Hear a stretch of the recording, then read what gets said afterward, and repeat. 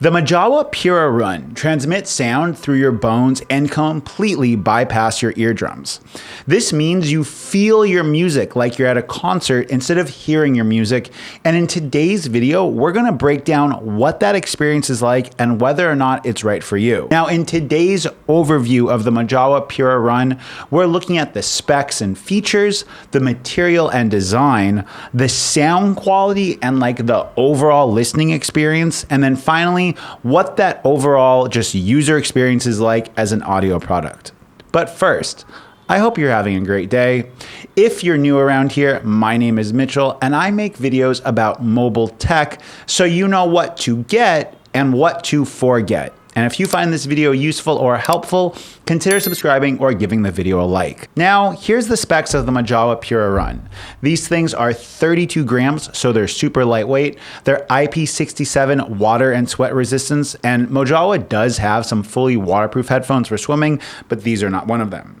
They feature Bluetooth 5.3 with AAC and the SBC audio codec. You're expecting 15 hours of battery life on one charge, and the on-device controls come with haptic feedback. And while these specs might not seem totally groundbreaking compared to like truly wireless or even semi-wireless headphones, the Mojawa Purra Run aren't meant to be a one-size-fits-all pair of headphones. The Mojawa Run are a highly specialized pair of headphones with a specific purpose, and that's reflected in the design and the materials used. The Mojawa Purra Run feature a totally open ear design, meaning there's no part of these that goes over your ears or obstructs your ear canal from the outside world. Instead, the Purra Run sit on your cheekbones right in front of your ears, and the Purra Run utilize a titanium alloy frame to go ahead and kind of clamp your head. And the materials that are touching you are a skin-friendly soft silicone coating that withstands sweat and body oil. Now, the touch points and the materials of the Mojawa Run are important because these are using a mechanical connection to transmit sound, meaning if they aren't touching you, you're not really hearing them. Talking about touching and stuff like that, inside of this kind of half circle that clamps around your head, we have a magnetic connector to go ahead and charge these up. I know people really don't like proprietary connections, but Mojawa says that they are using this type of connection to go ahead and make these more water and dust protected, more ingress protection, and honestly, I don't really mind it that much. Now, there's a very, very subtle Mojawa logo on each side, and on the right side of the headphones, you are gonna have a little indicator light. On the left earphone, you are going to have a multi-function button along with a touch-sensitive gold area. The controls of these are really full featured and they're kind of subtle, kind of in the overall appearance and where those touch points are. Now, on the subject of controls and how you use these actually have a hot word, kind of very similar to Hey G or Hey Bigsby on some devices. For these, you're gonna say Hey Mojawa and you have an on-device kind of audio prompt. The really cool thing about this is saying Hey Mojawa can either trigger the built-in virtual assistant that's on these headphones, or it can activate your Google Assistant, which is a little bit more powerful and in my experience, a little bit better. But just overall, being able to have an assistant on these headphones that's not reliant on your internet connection really makes these handy, especially if you're using them for things like mountain biking or trail running, or you might not have reception.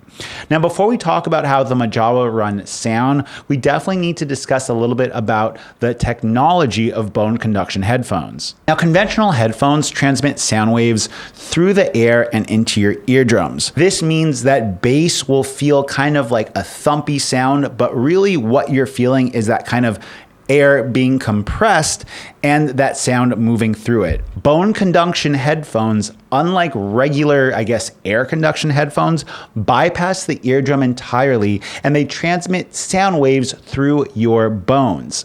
If you look at the placement of where, the drivers or where the vibration motors would be on the Mojawa Run, they actually sit where your kind of eardrum goes into. So you're never actually putting anything into your ear canal, and instead you're just having the little bones in your eardrum being vibrated by these. This means that you're using a physical connection instead of like an air connection.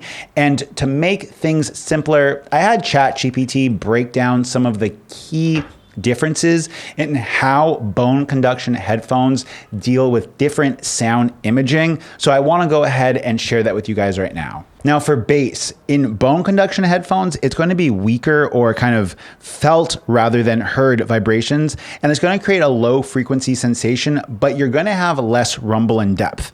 You might feel the bass kind of hit when the actual drivers vibrate, but you're not going to have the same spectrum of bass that you can hear versus a pair of conventional headphones, which are going to give you a fuller, deeper bass, and that is just part of the fact that air is being compressed and moved in your ear canal. Clarity. You're going to have slightly muffled highs depending upon the vibration points. And that's one thing that I really did notice for the clarity is that whether or not I'm chewing, have glasses on, or even different mouth positions affect the amount of clarity that you are going to have with a pair of bone conduction headphones.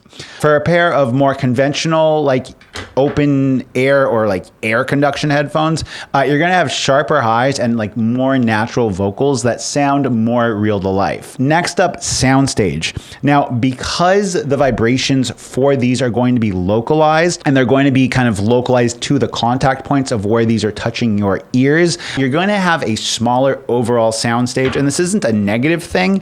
It's just that music might feel a little bit less immersive compared to a pair of conventional headphones that don't have the same kind of restraints and can kind of use stereo imaging with a pair of like over-ear cans or even in-ear headphones to give you a better idea of where things are in space because they're using air instead of like a mechanical connection.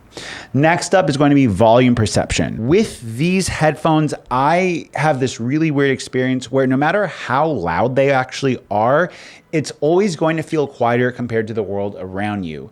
That's why, in my opinion, if you're someone that's doing mountain biking, cycling, running, or you're in a quieter environment, these things are going to be more than loud enough for any and all of your needs, and you're going to have a pretty good listening experience. The problem is that when you're in like a busy city like I am, music isn't going to sound that great because of all of the outside noise that you're going to have around you.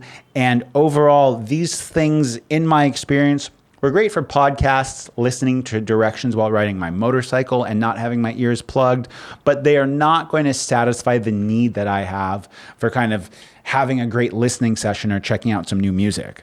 Now, with this out of the way, how do the Mojawa Purra Run actually sound? Or like in this case, how do they feel? Well, compared to the two other pairs of bone conduction headphones I've tried, I'm happy to report the Mojawa Purra Run sound better than both of them.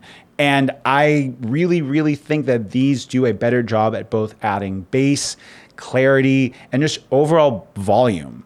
This is for a couple of reasons. First, the Mojawa Purra Run get louder than any of the other headphones, or I guess you could say they vibrate harder than any of the other headphones I've tried.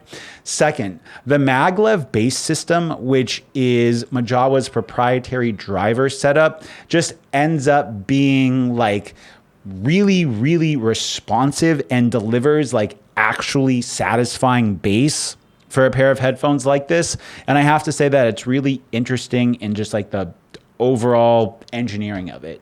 Third, the Purra Run have less sound leakage than other bone conduction headphones I've tried, and they seem to do a better job at actually transmitting the sound effectively. With other bone conduction headphones I've had, it has felt and sounded like they just have a pair of drivers that are completely enclosed, and these feel much more like a purpose-built pair of like a purpose-built piece of hardware that's like vibrating the bones as opposed to a pair of speakers that are just kind of muffled. Now, as I said, I recently tried these under a motorcycle helmet and I actually loved the experience of it.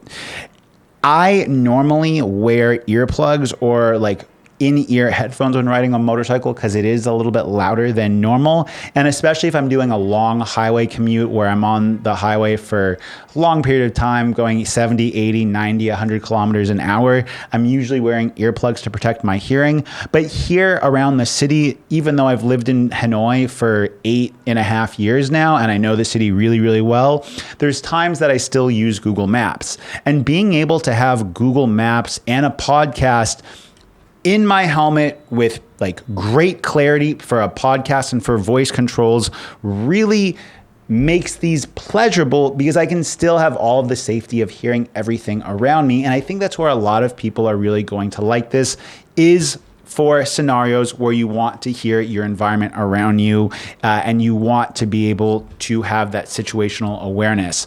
I think that for stuff like that, these are going to be absolutely phenomenal. It's just worth mentioning that you shouldn't expect a normal headphone experience when getting something like this, because normal headphones don't have any kind of mechanical connection, whereas these do. And I have to say that overall, with the app that allows you to kind of tune these for music versus vocals or music versus spoken word, I really like stuff like that. Being able to change the assistant in the Mojawa app, I think is great. And I want to thank Mojawa for sponsoring today's video. If you guys want me to do just like a head-to-head comparison in a non-sponsored video, go ahead and let me know in the comment section down below. And I'll see you guys in the next one. Peace.